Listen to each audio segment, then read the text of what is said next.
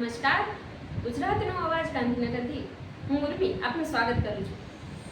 ચાલો જોઈએ આજની હેડલાઇન્સ. આજથી સમગ્ર દેશમાં 3 નવા કાયદાનો અમલ.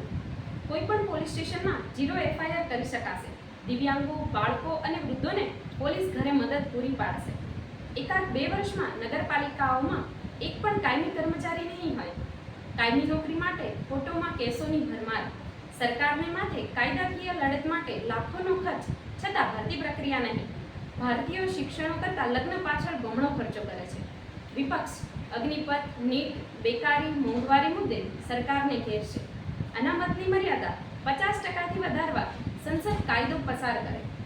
અયોધ્યા જળમગ્ન, બેદરકારીથી બદલ 6 અધિકારીઓ સસ્પેન્ડ.